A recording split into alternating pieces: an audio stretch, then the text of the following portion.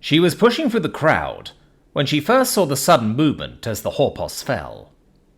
Charlie had been returning from a discussion about her dissertation with her professor, and had just gotten off the hypertram when she saw the jostling in the crowd ahead and the parting of bodies. Disturbances and unexpected sights weren't all that uncommon here. Centrum had become the de facto center of galactic politics, thanks to being a habitable world nearly at the dead center of the Milky Way. It was a large enough planet with a sufficient range of biomes to accommodate a surprising majority of sentient species from across the stars.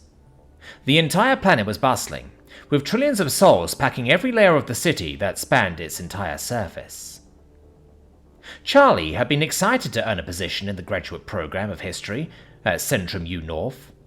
Despite some setbacks, her thesis on the underlying factors of the fifth multi-world conflict was going smoothly.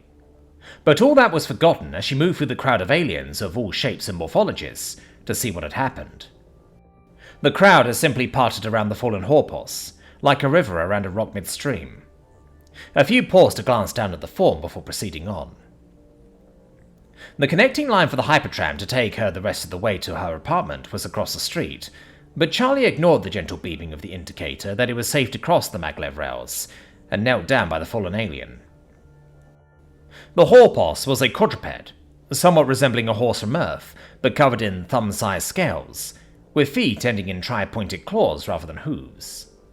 The figure was wrapped in clothing worn and tattered at the edges, with spots of dirt and grime suggesting they had not been able to wash it in some time. Despite knowing next to nothing about their physiology, something in Charlie's gut told her something was seriously wrong. She knelt by the alien's head, running her hand along the top of it and muttering, "It's all right, I'm here. I can help." The creature flinched for a moment before relaxing slightly, though its breathing was still rapid, tight, and ragged. It didn't appear to have any atmosphere filters or supplemental apparatus, so the breathing difficulty seemed out of place. Charlie reached into her pocket with her free hand, freeing her comm slate and quickly dialing the medical response icon. The icon brought up a quick form, which she had filled out as best she could before submitting, but many of the questions, such as the creature's sex or age, she had to leave blank. She submitted the form and her heart plummeted when she saw the estimated arrival time, nearly an hour and a half. A sound of laughter and celebratory music caught her attention from a catwalk above. She glanced up to see revelers of the ISO Festival of Plenty were waving streamers and blowing on gratingly loud celebration horns. The festival was a popular one, with millions of others in this part of the city world alone crowding the streets and mag tracks. Charlie suspected this was the main reason for the long delay. The Horpos made another noise, a sound of pain and distress. Its eyes were wide, looking in all directions, but unseen as it spasmed again. The crowd continued to part around them, as if they were made of stone. A hand touched Charlie's shoulder, causing her to start. It was quickly followed by an apology as the old man said, "Sorry about that." It was another human, an uncommon sight on Centrum. He was clad in the bland, barely adequate common coat and outerwear that Centrum provided for those who had nothing at all, similar, she noticed, to what the Horpos wore. The material was thin, and she could see the man shivering in the cold, but he ran a hand down the creature's neck. There. It'll be all right." He looked up at Charlie and murmured, "Name's James. I used to be a horse doc, large animal vet, once upon a time. I don't think it's quite exactly the same," he muttered with a dark chuckle, glancing down at the alien. "But I've got some ideas of what to check." He cleared his throat and spoke softly to the alien, the gravel in his tone almost gone as he said carefully, "Sir or ma'am, or whoever you are, I'm going to try checking a few things. Let me know if you feel any more pain." He began gently palpating the creature's hide, careful to pause whenever there was any motion or sound from it. Finally, at one point on the creature's chest, a gentle push resulted in a muted screech, and James threw up his hands, saying, "Oops, sorry. Okay, I think we know where the problem is. Damned if I know exactly what's wrong, though. I would say it might be a liver blockage, but on a critter like this." "It's not the liver. It's something more akin to our lower intestine." Another voice had spoken, causing Charlie to look up in surprise. It was another human, this one a young adult in an expensive-looking gold-accented business suit, clearly passing through on their way to the economic district. "We lived next to a Horpos family growing up. they said by way of explanation. Unfortunately, it's called a Pollendia organ, and is fairly prone to blockages in old age. It's usually fatal if it can't be treated promptly. Here, let me contact an emergency med team. Charlie chuckled bitterly. I already submitted a request. The wait time is over an hour. I think the festival traffic is gumming things up. The new arrival smiled, tapping a merchant crest band on their wrist. Yes, but we can have a private medical team here in half that time. The Horpus's breathing had become shallower, with great effort taken for each breath. As the business person knelt to help James massage the side of the blockage as best as they could, they murmured, My name's Morgan. I was just on my way through, but happened to catch sight of you three. They glanced around at the continuous stream of aliens walking past, some stepping over the legs of the human or the fallen Horpus without a word or comment. How can they all just walk by? Charlie shrugged. I don't know, but I'm at least glad that you two decided to stop. The Horpus shuddered and went still for a moment. Charlie's heart skipped a beat, fearing the worst had happened. But then the Horpus tried to lift his head before letting it droop weakly. It began speaking in a whispering voice of whinnies and grunts, but unfortunately, it was a language Charlie didn't speak. Do any of you understand that? She asked. The other two shrugged and grimaced. Sorry, Morgan said. I don't. James shook his head. No idea what your name is, but we're here to help. Her name is Blossom of the Tall Root Tree, came a firm voice. Charlie looked up and couldn't stop herself from gasping. The speaker was a woman, another human, but wearing the uniform of an officer of the Martian Federation, something that instinctively set Charlie's heart racing. Her own mother had been killed on deployment during a skirmish against Martian forces, one of the many that had plagued the Civil War still raging in some sectors of what was once unified human space. In fact, that fractiousness had caused humanity to be denied an official seat at the Unified Alliance, the Civil War deemed a sign of humanity's brutal nature, at least according to the politicians. Years earlier, Charlie had been overjoyed just to have been extended an invitation to Centrum U North, as admittance rates for non-members of the Alliance was woefully low. The Martian officer must have noticed Charlie's stiffened posture. Her voice softened slightly as she explained, I studied Horpus at the Academy, one of several languages I ended up picking up and remembering more than a few words of. She leaned down and began murmuring back to the Horpus in the same language. The low whinnies and grunts sounded as though they would be painful for a human throat to produce, but Charlie could see they had the intended effect. The Horpus relaxed and stilled, though its breathing became more and more shallow. I don't know if there's anything else to be done, said James. Next to him, Morgan nodded. I don't think it's long now, James said quietly, and the others didn't need to ask what he meant. The soldier knelt and began murmuring the same phrase in the Horpus language. Charlie whispered, What are you saying? The soldier let out a slight chuckle. The same words humans heard when we found out there was this whole gathering, just a few kiloparsecs away. You are not alone. You are not alone. We're here with you. Charlie nodded, and after a moment did her best to copy the soldier's voice and tones, smiling slightly at the nod of approval she received.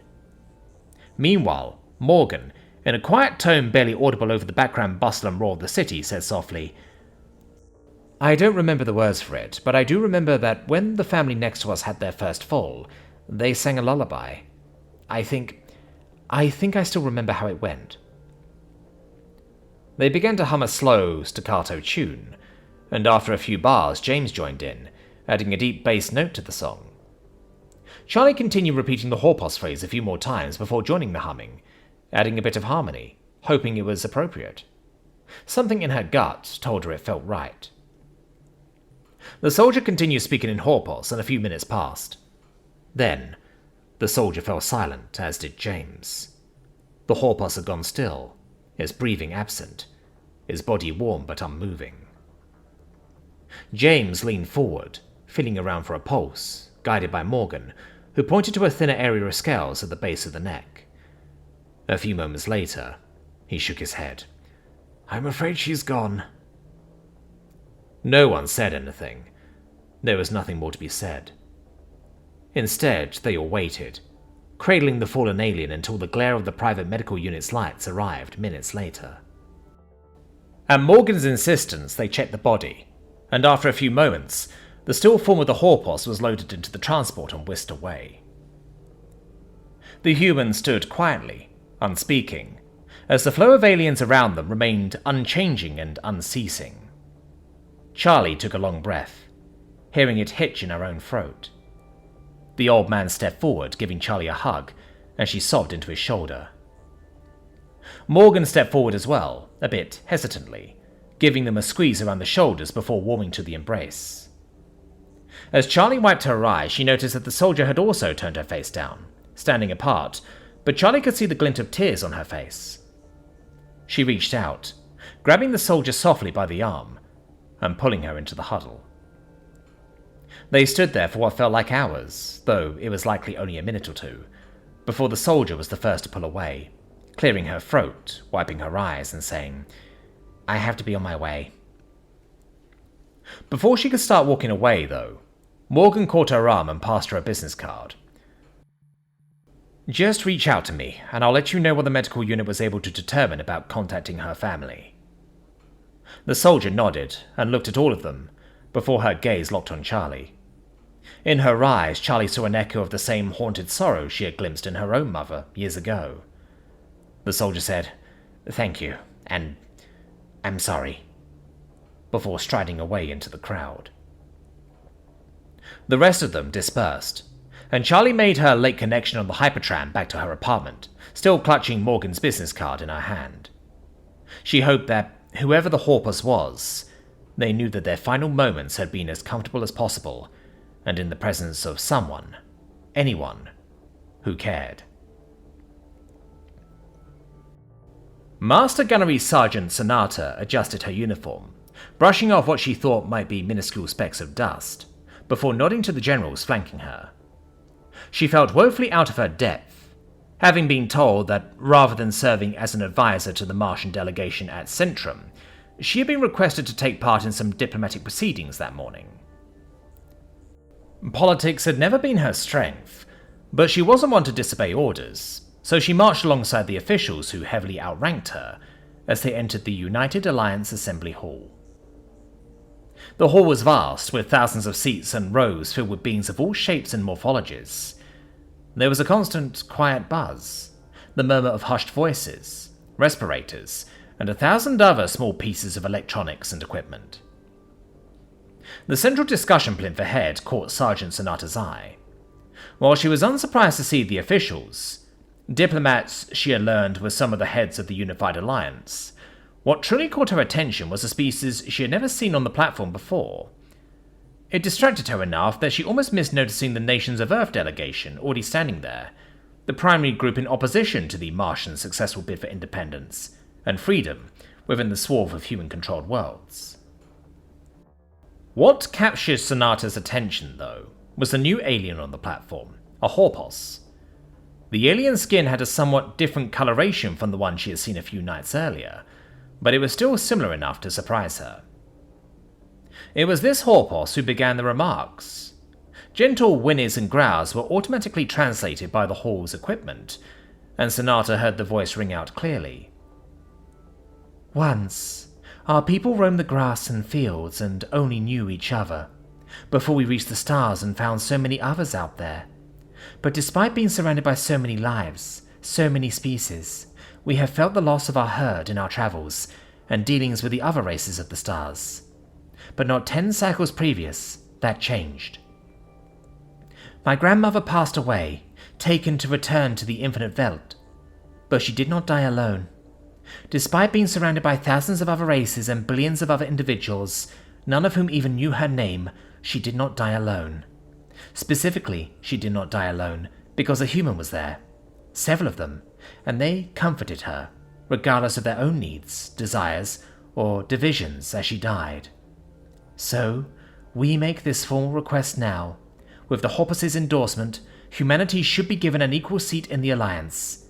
We believe that despite whatever may temporarily divide them, the Alliance as a whole will be strengthened by the compassion that unites them."